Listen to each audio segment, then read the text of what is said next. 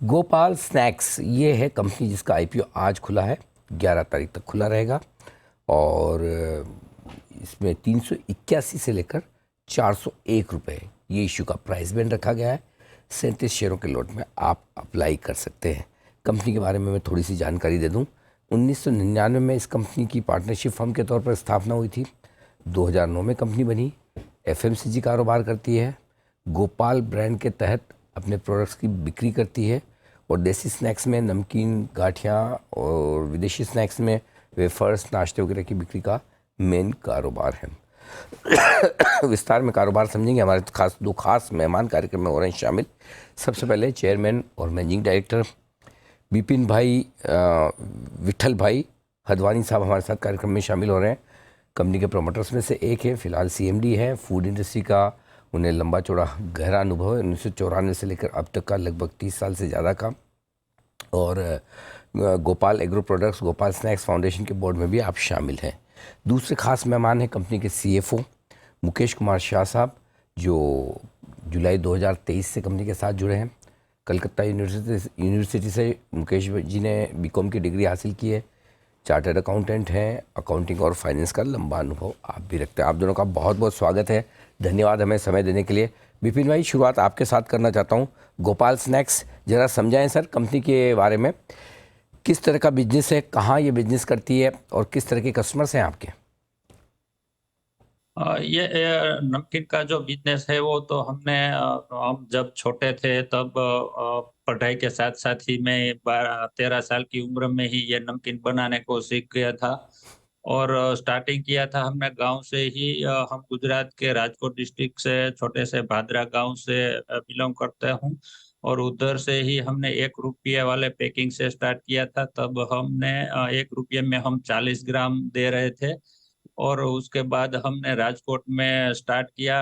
राजकोट में घर में ही स्टार्ट किया था। और घर में बिल्कुल जीरो बजट से हमने उधर में मटेरियल लाके ही हमने स्टार्ट किया था। और बड़ी ग्रोइंग कंपनी है। हमारा 2006 में सिर्फ 2.25 करोड़ का सालाना टर्नओवर था। उससे 12 में मतलब 6 साल में हम 100 गुना व्यापार बढ़ा सके, वैसे बड़ी तेजी से व्यापार बढ़ रहा है। और हमारा काफी नमकीन में अनुभव है। जी।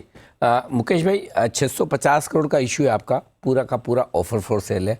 तो पहले तो ये बताएं सर कि इस ऑफर फॉर सेल में कौन बेच रहा है, प्रोमोटर्स कौन है जो बेच रहे हैं और वजह क्या है उसकी सर?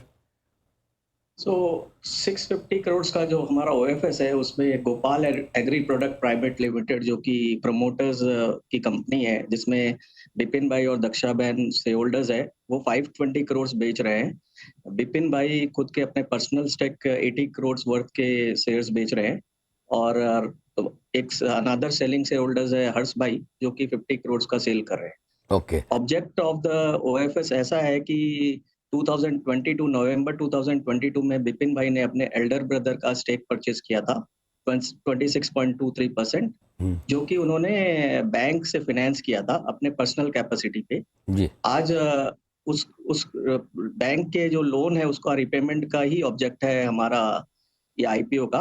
एट कंपनी लेवल पे डेट फ्री है। There is no borrowing in the company Gopal snacks पे। और जो भी पैसा चाहिए वो रिपेमेंट ऑफ लोन्स, प्रमोटर अपने पर्सनल कैपेसिटी में लोन जो लिया था उसका रिपेमेंट कर दिया। ठीक बात है। तो मुकेश भाई, आप ये कह रहे हैं कि जो फैमिली पार्टीशन में इन्होंने स्टेक खरीदी थी और उस स्टॉक खरीदने के लिए जो लोन लेकर शेयर प्लेस किए थे, वो इस ऑफर फॉर सेल के साथ खत्म हो जाएंगे। तो पूरी की पूरी प्लेस खत्म हो जाएगी, जीरो हो जाएगी प्रोमोटर्स की? यस, जीरो हो जाएगी। परफेक्ट। 100% रिपेमेंट हो जाएगा, जीरो हो जाएगी। तो विपिन भाई, अब आपसे मैं ये जानना चाहता हूँ कि चूंकि पैसा कंपनी के पास तो नहीं आ रहा, कंपनी की ग्रोथ कहाँ से आएगी? अब ग्रोथ के लिए कोई एक्सपेंशन प्लान है? आप कोई कैपेसिटी बढ़ा रहे हैं? अभी कितनी कैपेसिटी पे काम कर रहे हैं, जरा ये समझाएं।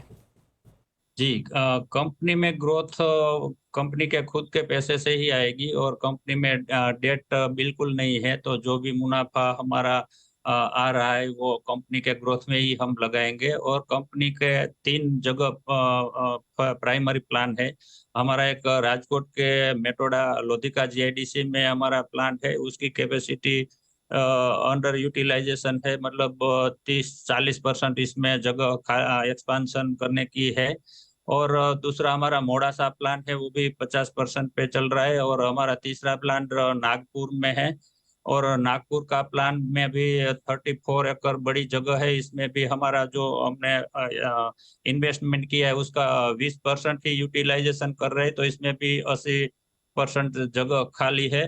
तो हमको कोई नजदीक में इन्वेस्टमेंट की कोई रिक्वायरमेंट नहीं रहेगी। ठीक बात है, तो आपको इन्वेस्ट करने की ज़रूरत नहीं क्योंकि आपके पास कैपेसिटीज पर्याप्त है अभी। विपिन भाई, एक चीज़ और है, बाकी आपकी कंपनी में सब कुछ ठीक है। एक चीज़ जो मैं समझना चाहता हूँ, आपका फैमिली पार्टीशन हुआ है 2022 में, आपके भाई जो प्रमोटर थे वो अलग हो गए, और वो जैसा मुझे डिटेल दिया गया कि वो शायद सेल्स और मार्केटिंग वाला डिपार्टमेंट देखते थे। क्या उनके निकलने के बाद कोई रेवेन्यू में, वॉल्यूम में फ़र्क पड़ा है कंपनी के? और रेवेन्यू में जो ग्रोथ आने वाला था वो नहीं आया है, लेकिन अब डी ग्रोथ नहीं हुआ है। आज 30 साल तक लगातार कंपनी ग्रोथ कर रही है, और आगे भी जितना इंडस्ट्री ग्रो कर रही है वो हिसाब से ग्रो करती ही रहेगी। और हमारा जो भी डिस्टरबेंस था वो सब खत्म हो चुका है, तो अभी हमारा रास्ता सब क्लियर है। ओके।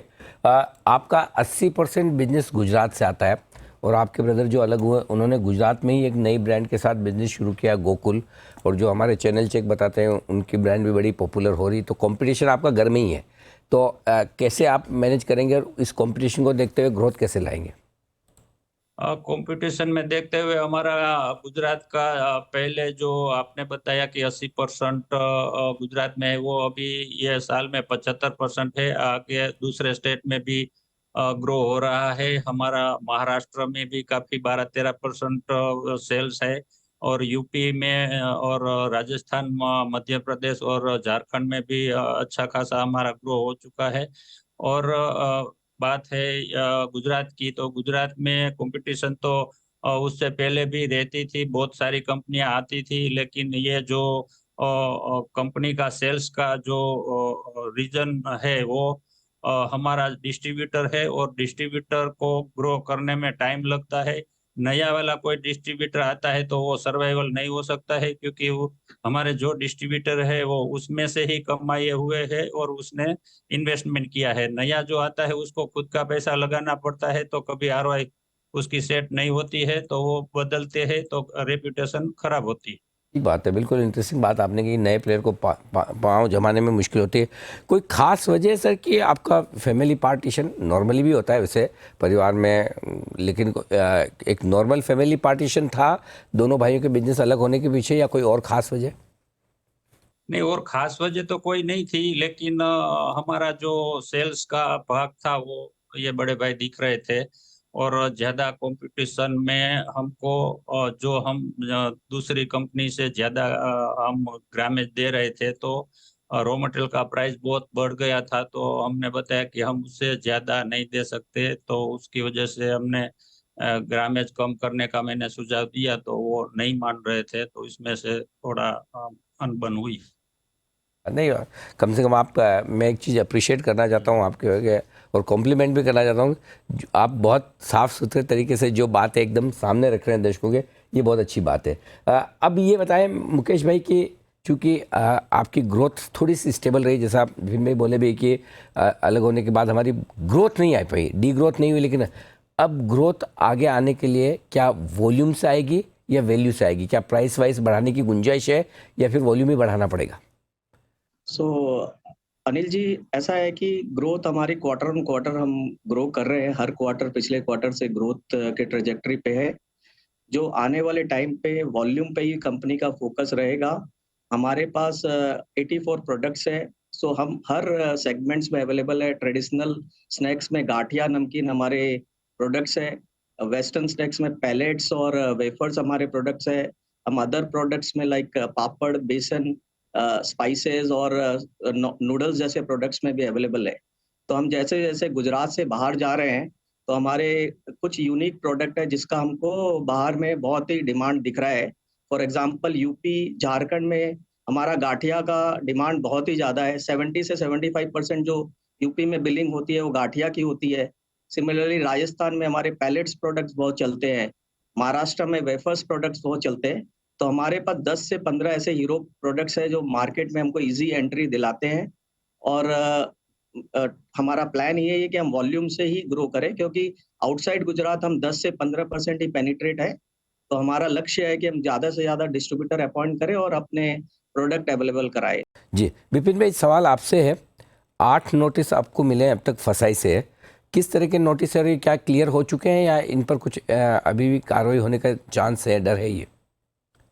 ये नहीं, इसमें जो कोई नोटिस है ये एक पैकेजिंग रिलेटेड इश्यूज पे है, जो ह्यूमन एरर के कारण पैकेजिंग में कुछ गलत लिखा जाता है, उसके कारण है। ऐसे कोई भी हैजर्डस या कोई भी रिस्क हेल्थ रिलेटेड इश्यूज के नोटिस नहीं है। अच्छा, इस पे सब में कार्रवाई चल रही है और ये सब माइनर इश्यूज है हमारे। प्रोडक्ट की क्वालिटी को लेकर सवाल नहीं है, बराबर ना? यस यस, चलो बहुत बढ़िया। विपिन भाई, मुकेश भाई, बहुत बहुत धन्यवाद, आपका समय दिया आपने और बहुत ही सही तरीके से आपने हमारे सारे सवालों के जवाब भी दिए। आपका आईपीओ खुल रहा है, बहुत बहुत बधाई सर, और आपको बहुत बहुत शुभकामनाएं भी। धन्यवाद। धन्यवाद। तो गोपाल स्नैक्स मैनेजमेंट से हमने बातचीत की, हम कल करेंगे इस आईपीओ का पूरा विश्लेषण, पैसा लगाया जाए या नहीं।